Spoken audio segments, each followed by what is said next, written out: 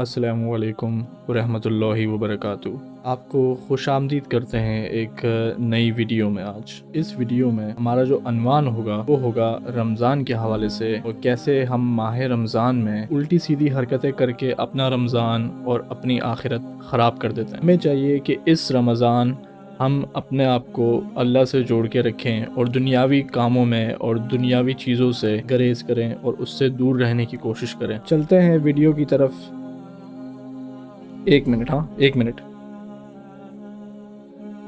Hello. हाँ हाँ हाँ जानू। हाँ हाँ नहीं नहीं, मैं मसरूफ़ था थोड़ा सा।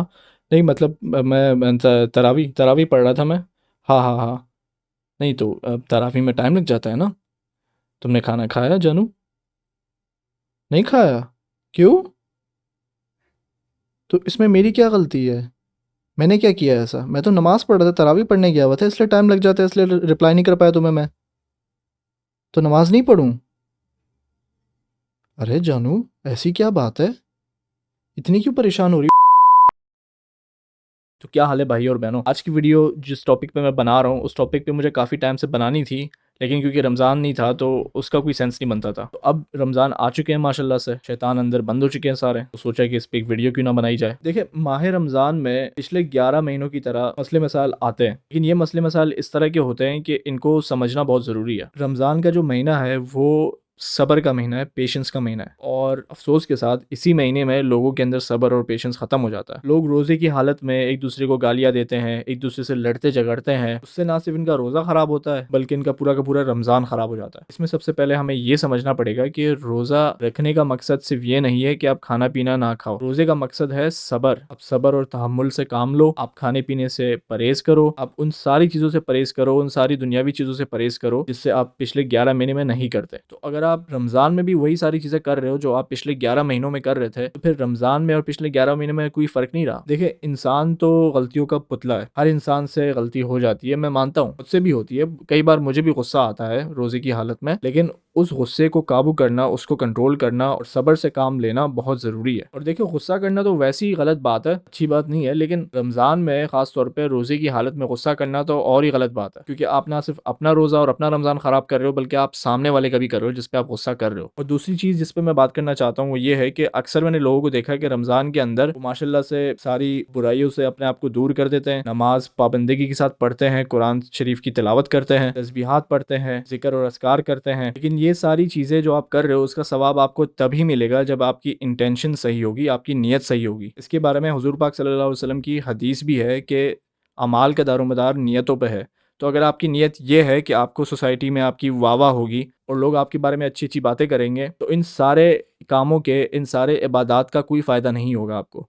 तो ये चीज़ आपने ज़हन में हमेशा रखनी है कि अगर आप इबादत कर रहे हो, तो आप सिर्फ़ उस अल्लाह के लिए कर रहे हो और किसी दुनियावी मुनाफ़े के लिए या किसी और के लिए नहीं कर रहे। ये चीज़ आपने लाज़मी ज़हन में रखनी है। और दूसरा ये कि मैंने देखा है कि रमज़ान में माशाल्लाह से इफ्तार ड्राइव्स वग़ैरह बहुत चलती है। बहुत सारे लोग उसमें शिरकत करते हैं, ना सिर्फ़ फ़ाइनेंशियली बल्कि फ़िज़िकली भी जाके उसमें कंट्रीब्यूट करते हैं, अपना टाइम लगाते हैं, अपना दिन लगाते हैं उसमें, जो कि बहुत अच्छी बात है। लेकिन उसके साथ-साथ हमें ये भी देखना चाहिए कि हमारे इर्द-गिर्द जो लोग हैं, क्या उनको कोई ज़रूरत तो नहीं है? अक्सर औक़ात हम क्या करते हैं कि अपने इर्द-गिर्द के जो लोग हैं, जो हमारे पड़ोसी हैं, जो आगे-पीछे हमारे रहने वाले हैं, जो जान-पहचान वाले हैं, उनको छोड़ के हम इफ्तार ड्राइव्स में डोनेट कर देते हैं और हम बड़े-बड़े फाउंडेशंस हैं, वहाँ पे डोनेट करते हैं। और मैं उनको गलत नहीं बोलूँगा, ये काम आपने बेशक करने हैं, लेकिन इसके साथ-साथ आपने ये भी कोशिश करनी है कि आपका अगर कोई पड़ोसी, कोई जान-पहचान वाला, कोई दोस्त, अगर उसको किसी चीज़ की ज़रूरत है, तो आप उनकी भी हेल्प करो। एंड अगेन, अगर आप किसी की हेल्प कर रहे हो इस तरह से, तो कोशिश आपकी ये होनी चाहिए कि आस-पास के जो दूसरे पड़ोसी हैं या जो दूसरे जानने वाले हैं या जो दूसरे दोस्त हैं,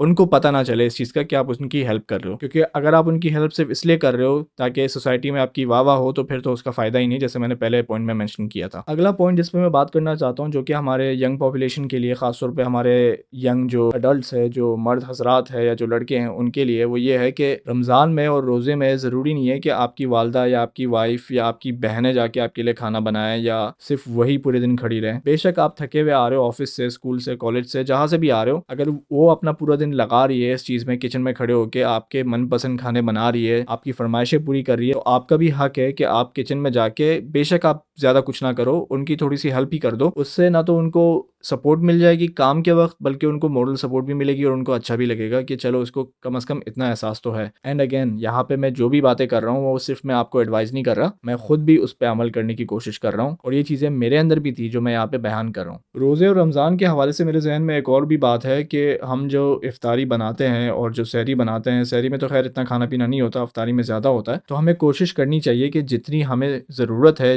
जितनी हमारी ज़रूरत का खाना है सिर्फ़ वही बनाएँ और इतना ना बनाएँ कि वो फिर ज़ाया हो जाए। और अगर ज़ाया हो भी रहा है, हमने ज़्यादा अगर बना भी दिया है, तो उसको फिर हम जाके बाहर किसी को दे दें, किसी ज़रूरतमंद को दे दें ताकि उनका भला हो जाए, खाना वेस्ट ना हो। तो ये चीज़ मैंने काफ़ी देखी है, मेरे घर में भी ये चीज़ बहुत बार हो चुकी है और इस पे मैंने घरवालों को भी बोला है और मैं भी कोशिश कर रहा हूँ कि अब खाना-पीना जो भी घर पे बन रहा है, वो इतना हो कि बस ज़ाया ना हो। अफ़सोस कि हमारी सोसाइटी में ये चीज़ भी बहुत आम हो गई है कि रोज़ा रखने वाले जो लोग हैं, वो सहरी तक जागते हैं, सहरी करते हैं और फिर लेट सुबह सोते हैं और पूरे दिन सोते-सोते अपना रोज़ा गुज़ार देते हैं और फिर इफ्तारी के टाइम वो दस्तरखान पे नाज़िल हो जाते हैं। तो देखिए, अगर आपको कोई बीमारी है या कोई तकलीफ़ है, उसकी वजह से अगर आप अपना रोज़ा इस तरह गुज़ार रहे हो, तो वो तो एक अलग बात है। लेकिन अगर आपके पास कोई वजह नहीं है और आप सिर्फ़ अपने रोज़े का टाइम निकालने के चक्कर में आप ये हरकत कर रहे हो, तो ये गलत है। अगेन मैं वही बात करूँगा कि रमज़ान का सिर्फ़ ये मतलब नहीं है कि आप खाने-पीने से परहेज़ करो और फिर शाम में आप बैठ के पार्टी करो और पेट भर के खाना खाओ। रमज़ान का मतलब है कि आपको उसमें डिसिप्लिन पैदा करना है अपने आप के अंदर और आपने सब्र रखना है और उसके साथ-साथ, जो कि बहुत ज़रूरी है, आपने उसके साथ-साथ अल्लाह ताला से अपना ताल्लुक मज़बूत करना है। आपने कुरान शरीफ की तिलावत करनी है, आपने ज़िक्र और अस्कार करना है, आपने कुरान के बारे में पढ़ना है, उसकी स्टडी करनी है और उसको, सबसे ज़रूरी बात बोलूँगा मैं यहाँ पे, उसको समझने की कोशिश करनी है। क्योंकि अक्सर औक़ात हम कुरान पढ़ते हैं, अरबी में उसकी तिलावत करते हैं और फिर उसका तर्जुमा नहीं पढ़ते। रमज़ान एक बहुत बेहतरीन महीना है जिसमें आप इस्लाम के बारे में स्टडी कर सकते हो, इस्लाम के बारे में रिसर्च कर सकते हो और ये चीज़ मैंने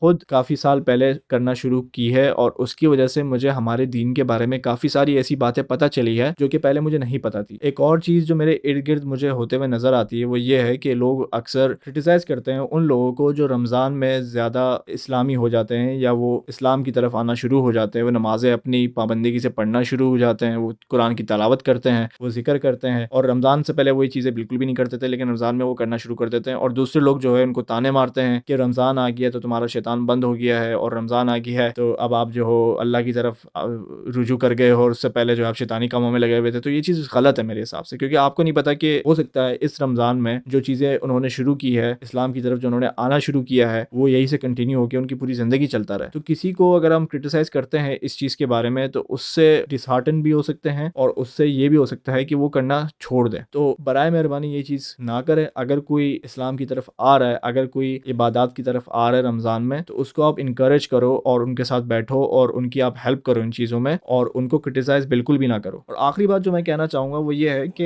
ये इबादत और ये नमाज़ें और कुरान की तिलावत जो हम करते हैं, कुरान को समझना, इस्लाम के बारे में स्टडी करना, रिसर्च करना, ये सारी चीज़ें सिर्फ रमज़ान तक ही क्यों हम इसको महदूद रखें। हम रमज़ान के बाद भी ये चीज़ें कंटिन्यू कर सकते हैं। जो डिसिप्लिन हम रमज़ान में कायम करते हैं अपने अंदर, जो सब्र हम पैदा करते हैं अपने अंदर रमज़ान के अंदर, उसको हम through out the entire year continue कर सकते हैं। हम उसको क्यों एक ही महीने तक उसको महदूद रखें और उसी महीने में सब करें और उसके बाद हम बोले कि भाई बस हो गया, बहुत इबादतें हो गई, बहुत नमाजें हो गई, अब मुझे थोड़े शैतानी काम करने दो। तो ये गलत है मेरे हिसाब से। अगर आप उसी तरह से कंटिन्यू नहीं कर सकते किसी भी वजह से, for whatever reason, you can still try to do as much as you can with the amount of time that you have available. तो ये चीज़ हमें ज़हन में रखनी है। ये थे मेरे कुछ ख्यालात इस टॉपिक के हवाले से, इस अनवान के हवाले से। ये वीडियो बनाने का मेरा मकसद ये बिल्कुल भी नहीं है कि मैं आप लोगों से बेहतर हूँ तो मैं आपको मशवरे दे रहा हूँ। ये सारी चीज़ें जो मैंने यहाँ पे बयान की है, ये चीज़ें मैं खुद भी कर चुका हूँ और मैं खुद भी इन पे काम कर रहा हूँ, इन पे वर्क कर रहा हूँ ताकि मैं अपने आप को बेहतर बना सकूँ। और मेरा इरादा ये है सिर्फ इस वीडियो से कि अगर कोई ये चीज़ें खुद फेस कर रहा है अपनी लाइफ में, तो वो ये वीडियो देख के उसको अंदाज़ा हो कि यार मैं अकेला नहीं हूँ, ऐसे और भी लोग हैं। तो वीडियो को ख़त्म करते हैं यहीं पे। उम्मीद है आपको वीडियो पसंद आई होगी। अगर वीडियो पसंद आई और आपने यहाँ तक देखी है तो प्लीज़ लाइक बटन ज़रूर दबाएं। कमेंट सेक्शन में बताएं आपने क्या क्या चीज़ें देखी हैं अपनी सोसाइटी में, जो चीज़ें मैंने बयान की है उनमें से आपने क्या क्या देखा है अपनी सोसाइटी में होते हुए, और आपने खुद कौन सी चीज़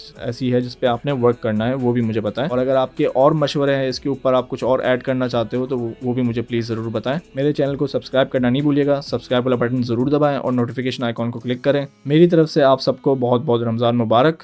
आज के लिए इतना ही। खुश रहें, अपना ख्याल रखें और मुझे इजाज़त है। This is Abdul Nafe signing off.